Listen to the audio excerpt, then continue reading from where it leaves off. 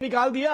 या आपको यही वोटर अनुराग चाहिए जी, जो आपने बीच सवाल में डंडे पूछा मार तो रहा है? इंतजार कर लीजिए। आपको यही वोटर चाहिए जो पत्थरबाजी कर रहा है, यही वोटर चाहिए जो आगजनी कर रहा है, यही है ना आपका वोटर। इसीलिए आपने कहा अबू आजमी ने शब्द वापस ले लिए, मतलब शब्द आपने दिए और शब्दों को वापस भी ले लिया। जाने के डर से आप नाम नहीं ले पाते हो। कमाल की बात, झूठ सच बोल के यहाँ पे तो आपका तो वोटर ही लिमिटेड है ना, नाम नहीं ले पा रहे। आपका तो वोटर ही लिमिटेड, आपकी मजबूरी है भी बोला था कि आपने अपने वोटर के हाथ में पत्थर पकड़ाना है, डंडा पकड़ाना है हिंदुओं को, लेकिन आप नहीं बोल पा रहे। आनंद दुबे जी, आनंद दुबे जी, आप किधर हैं? बड़ी तसल्ली से आप सुन रहे हैं दोनों लोगों की चर्चा को। वो औरंगजेब के नाम पर लोगों को अब जरा आनंद दुबे जी के सुन लेते हैं, विकास भदौरिया साहब, राजीव जेटली साहब, एक मिनट जरा इंतजार कर लेते हैं। आनंद दुबे जी को सुन लीजिए। आप दोनों थोड़ा शांत हो जाइए, आप दोनों शांत हो। मुझे 30 सेकंड, मैं न्याय ये किया कि मैं जाकर के आनंद दुबे जी के पास। 30 सेकंड। अच्छा एक मिनट, आनंद दुबे रुक जाइए। भदौरिया साहब 30 सेकंड, भदौरिया साहब 30 मिनट लेते। हाँ दुबे जी रुक जाइए 30 सेकंड, 30 सेकंड। मैं कह रहा हूं केतकी सिंह इनकी विधायक है, उन्होंने बोला कि जो हॉस्पिटल उसका वार्ड मुस्लिम वार्ड अलग कर दीजिए। क्या आपने पार्टी से निकाला उनको? क्या संविधान सम्मत बात है? आपके रघुराज सिंह, आपके बीजेपी के नेता क्या कहते हैं? त्रिपाल ढक लीजिए, त्रिपाल का हिजाब बना लीजिए। एक आपके संजय निषाद कहते हैं जिन पे रंग से डर लगता है देश छोड़ के चले जाएं।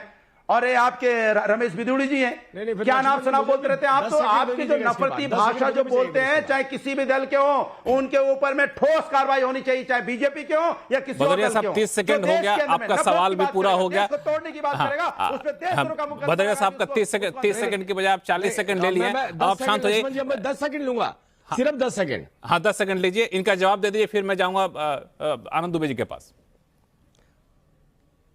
आपने डिबेट किस बात के लिए शुरू करी? पैकेज आपने बीच में दिखाया, एक स्क्रीन चल रही थी, हम दोनों को लेफ्ट राइट में रखा, बीच में लोग पत्थर मार रहे थे टोपी पहन करके, आग लगा रहे थे टोपी पहन करके, उस पर जवाब देना था। ये लोग इनके साथ जो हम तो कार्रवाई कर रहे हैं, ये कितना उनके साथ खड़े हो, उनसे कितनी दूरी बनाते हैं। मैंने कहा ना लिमिटेड रिसोर्स रह गए इनके पास।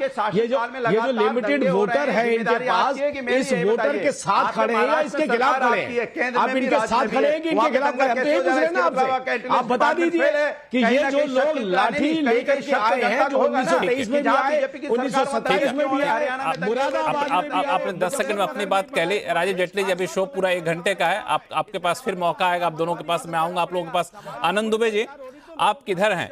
क्योंकि मैं शुरू से जब से विवाद उठा तब से मैं देख रहा था, तो शिवसेना मुझे लगा कि शुरू में तो बड़ी ही कड़क हो रही है, लेकिन धीरे धीरे उनको लगा कि मेरे वोट बैंक पर भी असर न पड़ जाए, थोड़ा सा नरम पड़ती दिखी और सरकार पर ज्यादा हमलावर हो गई और के मुद्दे को थोड़ा सा दरकिनार किया।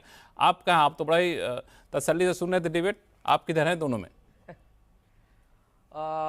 लक्ष्मण जी नमस्ते। उम्मीद करता हूं सब लोग अपने अपने शिष्टाचार का परिचय देंगे और जब कोई बोलता है तो उसको डिस्टर्ब नहीं किया जाता, तो सब लोग बड़े शांति से डिबेट सुने। किसी भी सरकार का चरित्र 1-2 मिनट में नहीं बनता, 1-2 महीने में भी नहीं बनता, समय लगता है। 23 नवंबर को ये सरकार अस्तित्व में आई। दिसंबर के महीने में 9 तारीख को संतोष देशमुख सरपंच की हत्या हो गई, वो भी निर्मम हत्या हुई। उस चक्कर में कैबिनेट मंत्री को इस्तीफा देना पड़ा। सरकार में बैठे लोग इतने उदासीन, इतने लापरवाह हैं कि अपराधी बेखौफ घूम रहे हैं। आए दिनों हत्या, आए दिनों लूटमार, रैश ड्राइविंग, अपहरण, बलात्कार, तमाम बातें आ रही हैं। अब हम बैठे हैं मार्च में और मार्च आते आते दंगा हो गया। कल था 17 मार्च, छत्रपति शिवाजी महाराज की जयंती। पूरे महाराष्ट्र में हर्षोल्लास के साथ मनाई जाती है। सांस्कृतिक कार्यक्रम होते हैं, झांकियां निकलती है, पुलिस सावधान रहती है, पुलिस सड़कों पर रहती है। कल ही वीएचपी और बजरंग दल का आंदोलन था। पूरे नागपुर को पता था कि कहीं भी तनाव हो सकते हैं, सब कुछ सजग थे। आज उप मुख्यमंत्री जी सदन में कहते हैं ये पूर्व नियोजित हमला है। अब आप बताइए कि एक कानून व्यवस्था बनाए रखने की जिम्मेदारी राज्य सरकार की होती है। गृह मंत्री और मुख्यमंत्री जी स्वयं नागपुर से आते हैं। आरएसएस का मुख्यालय नागपुर में है। अगर आपको पता है कि यहां तनाव हो सकता है, आपका खुफिया विभाग, इंटेलिजेंस, पुलिस प्रशासन क्या कर रहे हैं? 3 डीसीपी से ज्यादा लोग घायल हो जाए, 50 पुलिसकर्मी घायल हो जाए, दमकल की गाड़ियों में आग लगा दिया जाए, हजारों की संख्या में, सैकड़ों की संख्या में आम जनमानस, निर्दोष जनमानस अपमानित हो, प्रताड़ित हो, और उसके बाद अगर विपक्ष सवाल पूछे तो राजीव जेटली जैसे नेता कहते हैं कि अरे इतनी हिम्मत, विपक्ष सवाल पूछ रहा है। बिल्कुल नहीं, हिंदू मुसलमान होने दो।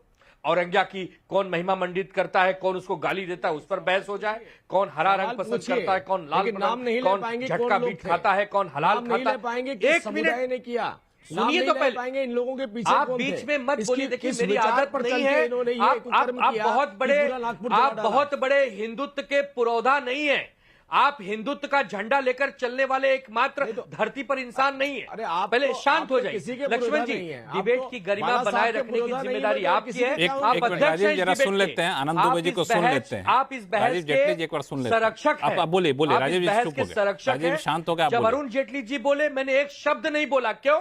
ये मेरा चरित्र नहीं है, ये मेरे संस्कार नहीं है। राजीव जेटली एक बात बताइए लक्ष्मण भाई, आप इतने वरिष्ठ पत्रकार हैं लक्ष्मण भाई, अगर कहीं कानून व्यवस्था ध्वस्त होती है, चरमरा जाती है, तो विपक्ष सवाल करता है, आलोचना करता है। सबसे महत्वपूर्ण केंद्र बिंदु पे तो किसी का ध्यान नहीं जा रहा कि 500 से 1000 दंगाई आके रात को दंगा करते हैं और पकड़े जाते हैं केवल 60-70 आदमी। क्या बात है भाई? कौन बचाना चाह रहा है? किसको बचाना चाह रहा है?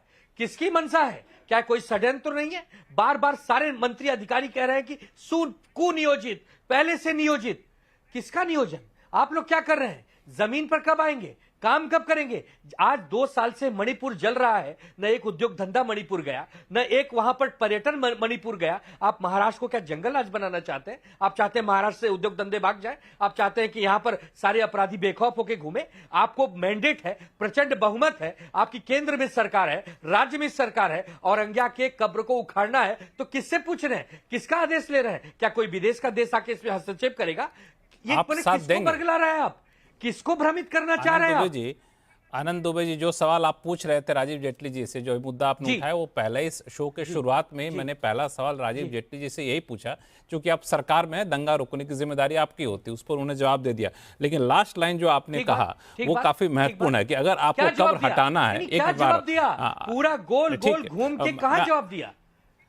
आपको ही पता है कि जवाब ऐसे ही दिए जाते हैं, आप भी होते सरकार में तो हो सकता है शायद यही जवाब मिलता है। मेरा सवाल ये, जो आपने लास्ट में एक बड़ी अच्छी बात कही कि अगर आपको कब्र हटाना है तो कब्र हटा दीजिए, किसने आपको रोका है? मैं सीधा सा सवाल आपसे पूछता हूं कि अगर कब्र हटाया गया तो क्या आप रोकेंगे कि आप समर्थन करेंगे? शिवसेना उद्धव गुट समर्थन करेगी या फिर विरोध करेगी?